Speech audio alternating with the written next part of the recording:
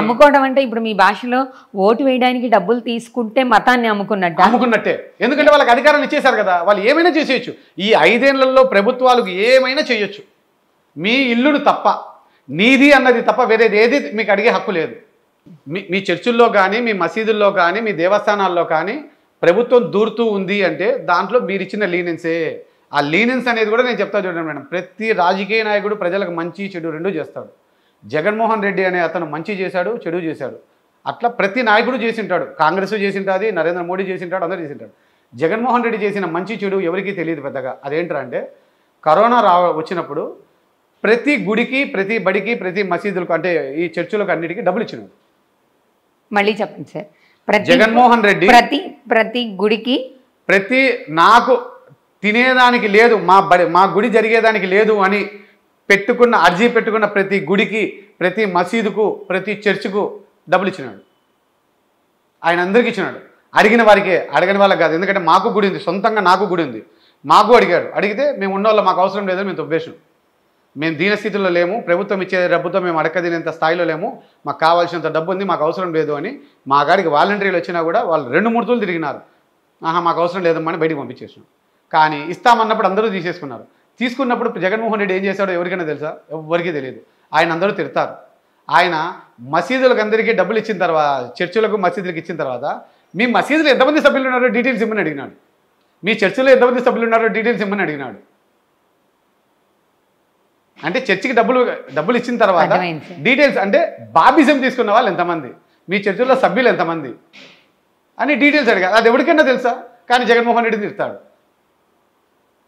ఆయన చేసినవి తప్పులు ఉన్నాయి, నేనే కాదనను. కానీ ఆయన చేసిన మంచి ఏంటి?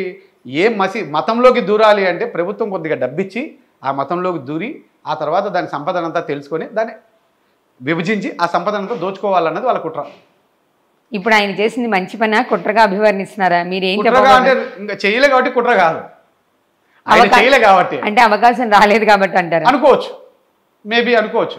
ఎందుకంటే వాళ్ళు అడిగినది సెల్ఫ్ డిక్లరేషన్ మేడం.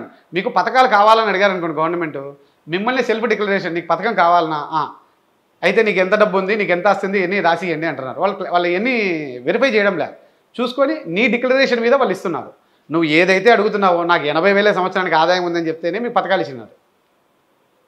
వాళ్ళు నిజంగా చూసిస్తే ఈ దేశంలో ఇన్ని పథకాలు ఎవరికి రావు. సరే, పథకాల గురించి వదిలేండి, మన హిందూ ధర్మం కూడా చెప్తాను. మీరు ఇందాక ఏదో చెప్పారు కదా, ఇప్పుడు ఉన్న వాళ్ళందరూ క్రిస్టియన్ మతంలో ఉన్న వాళ్ళందరూ కూడా హిందూ తీవ్రవాదులు, ద్వేషిత క్రిస్టియన్లు, హిందూ ద్వేషిత క్రిస్టియన్లు ఎలా చెప్తారు సార్? వాళ్ళు ఆ మతాన్ని నమ్మో లేకపోతే విశ్వసించో దాని మీద వెళ్తూ ఉండొచ్చు కాదని ఎలా చెప్తున్నారు? వాళ్ళు క్రిస్టియానిటీ తీసుకున్నారు కదా. నేను ఎన్నో ఇంటర్వ్యూలలో చెప్పాను, మీ యేసు ప్రభు ఏమైనా హిందువుగా చెప్పి, మీరు హిందువు అని చెప్పి ఆడ ఉద్యోగాలు తీసుకొని ఆ వచ్చే డబ్బుల్లో నా చర్చికి డబ్బు ఇవ్వమని మీ యేసు ప్రభు ఏమని చెప్పినాడా? చెప్పలే కదా. అసలు నువ్వు హిందూ అనేదానికి నీకు ఆడ నిర్వచనం ఏముంది? నేను హిందూ కాదు, నేను క్రిస్టియన్ అయ్యానని చెప్తున్నాడు ఆ వ్యక్తి. మళ్ళీ మీరు హిందూ అనే సర్టిఫికేట్తో, వాళ్ళ సర్టిఫికేట్లో ఏమనుందో చూసుకోండి మేడం, హిందూ అనే ఉంది వాళ్ళ సర్టిఫికేట్, అందుకే వాళ్ళకి ఉద్యోగాలు వచ్చాయి. అంటే మీరు అది మార్చుకోమని చెప్తున్నారా? అంతే కదా. వాళ్ళు ఎప్పుడైతే హిందూ కాదో వాళ్ళు ఎస్సీలు కాదు, అదేంటి బీసీసీ పోతారు వాళ్ళు. మళ్ళీ చెప్పండి. హిందూగా ఉన్న వ్యక్తి మాత్రమే ఎస్సీ, మాల అన్న, మాదిగాలన్నా కొన్ని దానిలలో హిందూ అని ఉండాలి మేడం. హిందూ, ఆది, ఆంధ్రమాల అని రకరకాల పేర్లు ఉన్నాయి వాళ్ళల్లో, తెగలు. ఆ తెగలలో మీరు క్రిస్టియానిటీ స్వీకరించి ఉంటే మీరు ఎస్సీ కిందకి రారు, బీసీసీ కిందకి వెళ్తారు, కన్వర్టెడ్ క్రిస్టియన్ కిందకి వెళ్తారు.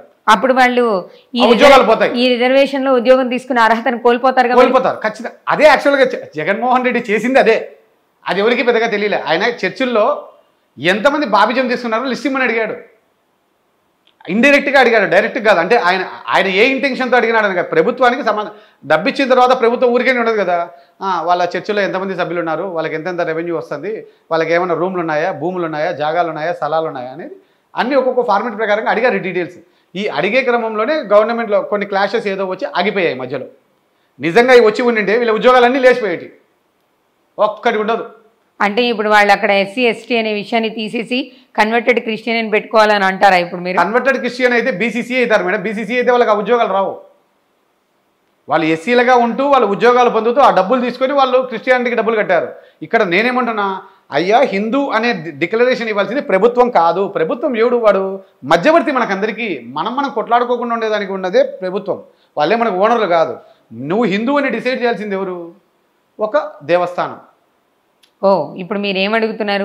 ఒక దేవాలయం వాళ్ళు నిన్ను హిందువుగా ఒక డిక్లరేషన్ ఇవ్వాలి. అవును. అతను ఇప్పుడు ముస్లిం అని అతను చర్చ్ మసీదు వాడిస్తున్నాడు, క్రిస్టియన్ అని చర్చ్ వాడిస్తున్నాడు. నువ్వు హిందూ అని ఎవరు ఇవ్వాలి? అంటే నేను చెప్పేసి అయిపోయాను, నేను నాయుడు అని చెప్తాను, నేను శెట్టి అంటాను, నేను రేపు పొద్దున్నే పోయి ఉద్యోగం కోసం నేను మాదిగోని అని చెప్పుకుంటాను ఉద్యోగానికి. అంటే ఏంటి క్రైటీరియా? ఎవరు ఇవ్వాలి డిక్లరేషన్? గవర్నమెంట్కి ఎట్లా తెలుస్తుంది నేను ఏంటి అనేది? ఒక్క దేవస్థానం వాడు డిక్లేర్ చేయాలి. ఏ ఊరికైనా వెళ్ళండి మేడం, ఆ దేవస్థానంలో ఉన్న పూజారికి వీళ్ళ అమ్మ ఎవరు, వీళ్ళ నాయన ఎవరు, వీడి కులం ఏంది, వీడి మతం ఏంది, వీడి గోత్రం ఏంది అని చెప్పగలుగుతారు. ఏ విలేజ్కి వెళ్ళినా కూడా వాళ్ళు డిసైడ్ చేయాలి. డిసైడ్ చేయాలి అంటే ఏంటి? ఫస్ట్ ఆఫ్ ఆల్ గుడికి డబ్బు కట్టే విధానం రాకపోతే ఆ గుళ్ళల్లో మనకు హక్కు రాదు, ఆ గుడి సంపద మనకు రాదు. చాలామంది ఇప్పుడు వక్స్ వృద్ధి జరుగుతుంది మేడం, నేను నరేంద్ర మోడీ తీసుకొచ్చిందని అప్రిషియేట్ చేస్తా. ఏ రకంగా? వక్స్ యాక్ట్ అనేది రావాల్సిందే, క్రిస్టియన్ యాక్ట్ రావాల్సిందే, ఎండోమెంట్స్ యాక్ట్ కూడా రావాల్సిందే. ఎండోమెంట్ యాక్ట్లో ఏం కావాలని కోరుకుంటున్నారు మనోహర్ గారు? అసలు మీరు హిందూ ధర్మాన్ని పూర్తిగా వ్యతిరేకిస్తూ మాట్లాడి ఏంటంటే మేడం, కేవలం హిందువుల మధ్య గొట్లాటలు జరగకుండా ఎన్నికలు జరిపే ఒక సంస్థ మాత్రమే, అంతే. మున్సిపాలిటీలలో, పంచాయతీలలో, పంచాయతీ కార్యాలయాలు, పంచాయతీ ఆఫీసులు, మున్సిపల్ ఆఫీసులు ఎట్లయితే ఉంటాయో ప్రజాపాలన వాళ్ళే చేస్తున్నారా? అధికారులు ఏంటి, ఉద్యోగాలుంటూ ప్రజల చేత గెలుపొందిన వాళ్లకు ప్రజలకందరికీ సమాన న్యాయం చేయడం కోసమే ఆఫీసులు ఉన్నాయి. ఎండోమెంట్స్ మనకు ఓనర్ కాదు. ఎండోమెంట్స్ కూడా ఎన్నికలు జరిపేదానికోసమే ఎండోమెంట్స్ ఉంది. మనలో ఏకాభిప్రాయం జరగలేదు కాబట్టి, ఏకాభిప్రాయం లేదు కాబట్టి వాళ్ళు ఓనర్లుగా చలామణి అయితే తింటున్నారు. రాజకీయ నాయకులు ఎండోమెంట్స్ డిపార్ట్మెంట్ కలిపి తింటున్నారు. మీరు రేపు పొద్దున్నే మీరు ప్రతి దేవస్థానంలో ఎన్రోల్మెంట్ సిస్టమ్ ఏమనండి. ఈరోజు సోకాల్డ్ హిందూ ఉన్మాదులు, హిందూ తీవ్రవాదులు నేను రకరకాలు అంటూ ఉంటానండి పదాలు. ఎందుకు అంటూ ఉంటాను అంటే, నేను హిందూ అని చెప్పుకునేదానికి నాకు కొన్ని క్లారిటీ ఉన్నాయి, నాకు డబ్బు ఉంది, నాకు ఆదాయం ఉంది, నేను బయటికి వచ్చి సమాజం కోసం చెప్తున్నా. ఎవరైతే మాట్లాడుతూ ఉన్నారో వాళ్ళకి ఏముందని, వాళ్ళకి డబ్బులు ఇస్తున్నారో వాళ్ళు మాట్లాడుతున్నారు. అదేలా హిందూ అని చెప్పుకోవడానికి డబ్బులు అవసరం ఏముంది? ఇప్పుడు ఎవరైతే మాట్లాడుతూ ఉన్నారో, చాలా మంది బయటకు వచ్చి మాట్లాడుతున్నారో రకరకాలుగా, వాళ్ళకి ఏం వ్యాపారం ఉంది, వాళ్ళకి అసలు ఆదాయం ఏంటి? మాట్లాడడానికి వ్యాపారానికి డబ్బు కావాలి కదా. డబ్బు లేకుండానే అన్ని చేయగలరా? ఈ రోజు నేను బయటకు వచ్చి మాట్లాడుతున్నాను, ఆయన నమ్మిన ధర్మం మీద ఆయనకున్న నమ్మకంతో, విశ్వాసంతో మాట్లాడుతుండొచ్చు కదా. ఏ యూట్యూబ్ ఛానల్ కానీ, ఏ సంస్థలు కానీ జరగాలంటే డబ్బు కావాలి. ఎవరు ఊరికే పనిచేయరు, ప్రతి ఒక్కరు డబ్బు కావాలి. ఆ డబ్బు వాళ్ళకి ఎక్కడి నుంచి వచ్చింది? ఎవరు ఫండింగ్ ఇస్తే వాళ్ళకి ఆ డబ్బు వచ్చింది. ఆ రోజు ఎవరైతే బాంబులు పెట్టుకొని, బెల్ట్ బాంబులను ఇంకోటనో తీవ్రవాదులు వచ్చి బాంబులు వేసి చంపిపోయినారో, రేపటి రోజు వీళ్ళు కూడా ఇదే. వీళ్ళకు తేడా లేదు. వాళ్ళకి డబ్బు ఇచ్చి చేయించినారు, వీళ్ళకు డబ్బులు ఇచ్చి మాటలు అనిపిస్తున్నారు, ద్వేషాన్ని పుట్టిస్తున్నారు. అంటే మీరేమంటున్నారు? హిందూ ధర్మాన్ని సపోర్ట్ చేస్తూ మాట్లాడే ప్రతి వ్యక్తి కూడా భవిష్యత్తు కాలంలో తీవ్రవాది అంటారు. ఖచ్చితంగా అవుతారు. వాళ్ళు తీవ్రవాదుల కిందకే లెక్క అవుతారు. ఎందుకంటే మీకు ఏ దేవుళ్ళలో సభ్యత్వం ఉంది?